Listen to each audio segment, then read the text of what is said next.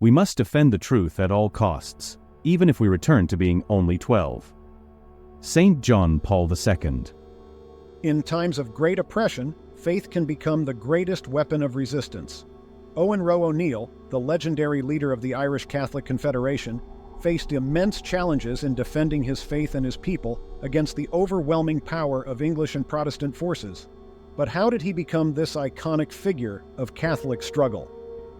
Today, we delve into the story of one of Ireland's greatest warriors, who dedicated his life to the freedom of his land and his faith.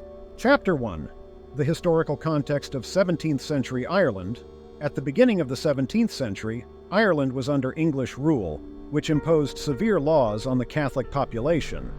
The relationship between English colonizers and native Irish was marked by increasing tensions, resulting in a strong religious and political divide. Protestant presence was growing steadily, and Catholics, the majority of the population, saw their rights systematically suppressed. English government policies sought to weaken Catholic influence in Ireland, often involving the seizure of Catholic nobles' lands, which were then redistributed to Protestant settlers. Furthermore, Catholics were subject to a series of economic and social restrictions that directly impacted their daily lives. Without the right to freely practice their faith, Irish Catholics' resentment grew as political and religious pressures intensified. Amid this climate of oppression, an organized opposition began to form among Irish Catholic nobles and leaders.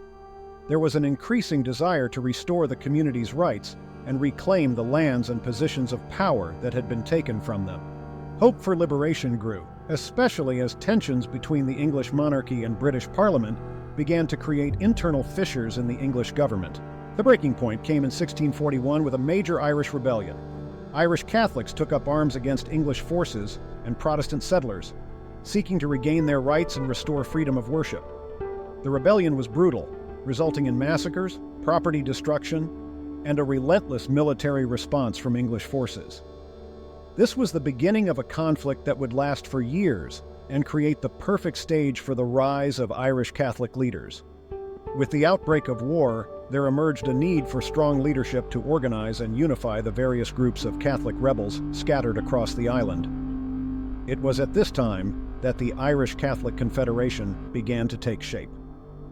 Created as an alliance of nobles, clergy, and military leaders, the Confederation aimed to resist English domination and ensure the survival of Catholicism in Ireland.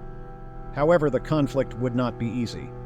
English forces were well-equipped and numerous, and Ireland, politically fragmented, would need firm leadership to unify the resistance.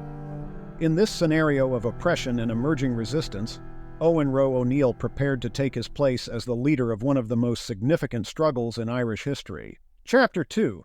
The youth and exile of Owen Roe O'Neill. Owen Roe O'Neill was born around 1585 into one of Ireland's most prominent families. The House of O'Neill had a long history of leadership and power, being one of the main Gaelic dynasties.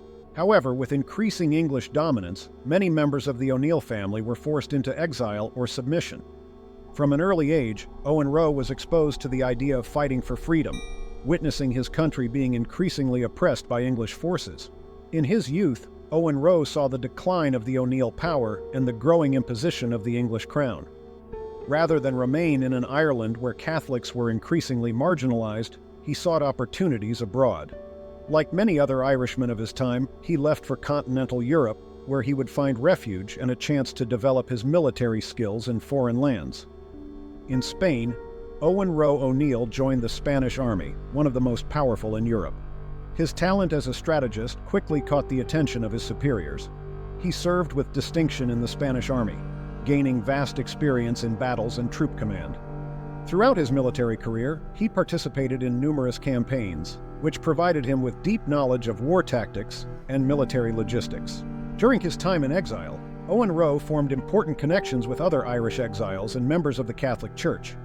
The support network among the Irish in Europe was strong, and many hoped one day to return to Ireland to fight for the restoration of Catholic rights. Although far from his homeland, the desire to free Ireland never left Owen Roe's heart. Decades of military service abroad shaped Owen Roe into one of the most experienced military leaders of his generation. He closely followed developments in Ireland, knowing that a Catholic uprising could emerge at any moment. Although in exile, he maintained contact with Irish leaders and the Church, waiting for the right moment to return and put his skills at the service of the Catholic cause. In 1642, the long-awaited opportunity arose. With the Irish rebellion underway, Catholics needed a commander capable of facing English forces and uniting the resistance. Owen Roe O'Neill then returned to Ireland. His return was seen as a beacon of hope for Catholic rebels, who placed their trust in him to lead the forces of the Irish Catholic Confederation and guide them to victory. Chapter 3. Owen Roe O'Neill's role in the Irish Confederation. When Owen Roe O'Neill returned to Ireland in 1642, he was welcomed with enthusiasm by the leaders of the Catholic Confederation. The Confederation had been formed in response to growing English oppression, bringing together nobles, clergy, and Catholic military leaders with the goal of protecting the faith and restoring Ireland's autonomy. With his vast military experience gained in the Spanish Army, O'Neill quickly stood out as the natural choice to lead the Confederate Army. Owen Roe soon took command of Confederate forces in Northern Ireland. One of his first concerns was to reorganize and train the Catholic Army, which was poorly equipped and lacked discipline. Using the military tactics he had learned abroad, he established a more professional and efficient structure. Under his leadership, the troops became a respectable and disciplined force, ready to face the English and their Protestant allies. Beyond his military skill, O'Neill demonstrated crucial political savvy for the Confederation's survival. He understood that the war was not only an armed struggle but also a battle for loyalty and support from various groups within Ireland. His negotiations with local leaders and nobles helped consolidate the Confederation, uniting different factions under a common goal: defending the Catholic faith and reclaiming Irish sovereignty. During his command, Owen Roe faced a constant challenge: the lack of resources.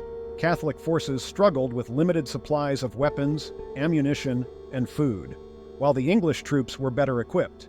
However, O'Neill used his strategic prowess to overcome these disadvantages. He led a series of ambushes and guerrilla tactics, leveraging his knowledge of the terrain and the determination of his soldiers to inflict heavy defeats on the enemy. One of his greatest contributions to the Confederate cause was his insistence on keeping the fight focused on defending Catholic principles. Owen Roe was a devout Catholic, and his faith guided his decisions both on and off the battlefield. He firmly believed that restoring Catholic rights was not only a political matter, but also a spiritual battle for the soul of Ireland. This conviction strengthened his troops' morale and inspired those who followed him. Under O'Neill's leadership, the Catholic Confederation gained momentum and became a real threat to English and Protestant forces. However, the challenges ahead were great, and internal conflicts among Catholic leaders began to emerge. Despite his ability to unite different factions, Owen Roe O'Neill would face political betrayals and growing pressure from powerful enemies. His reputation as a strategist would soon be solidified on the battlefield in his next great test. Chapter 4. The Battle of Benburb. Victory of Faith and Resistance. The Battle of Benburb, fought on June 5, 1646, is considered the pinnacle of Owen Roe O'Neill's military career. On that day, his numerically inferior Confederate Catholic Army faced the well-equipped and experienced Scottish forces commanded by Robert Monroe. Despite the disadvantages, O'Neill demonstrated his tactical brilliance, organizing his troops to maximize their strengths and exploit the enemy's weaknesses. Benburb was strategically important, as control of the region could decide the Confederation's future. O'Neill's army was exhausted after forced marches, while the Scots had a more favorable starting position. However, trusting in his skill and the determination of his troops, Owen Roe devised a bold plan. He used the terrain to set ambushes and disorganize the enemy forces, employing maneuvers he had learned during his campaigns abroad. When the battle began, O'Neill's forces were initially at a disadvantage, but he remained confident in his strategy. He ordered his men to hold their formation and withstand the enemy's initial attacks. After hours of intense combat, O'Neill noticed that the Scots were beginning to wear out. It was then that he launched his decisive attack. Seizing on a weakness in the enemy's lines, he led a relentless charge that forced the Scots to retreat. The victory at Benburb was overwhelming. Robert Monroe's forces were almost completely annihilated, and the Catholic Confederates captured vast supplies of weapons, ammunition, and provisions, easing the shortage that O'Neill's army had been facing. This triumph not only boosted the morale of the Catholic troops, but also showed Ireland and Europe that the Confederation was a force to be reckoned with. Benburb became a symbol of Catholic resistance and of O'Neill's brilliant leadership. The significance of this victory cannot be overstated. The Battle of Benburb cemented Owen Roe O'Neill as the foremost military commander of the Irish Catholic Confederation, and his reputation as a skilled strategist spread throughout Ireland. More than just a military victory, Benburb represented a spiritual and moral triumph for the Irish Catholics. Amid oppression and adversity, the faith and determination of the Catholic people prevailed, with Owen Roe emerging as the hero of this great achievement. However, despite this decisive victory, the war was far from over. The Confederation still faced numerous challenges and internal political conflicts, as well as betrayals and divisions among the Catholic leaders, threatened to undermine the progress that had been made.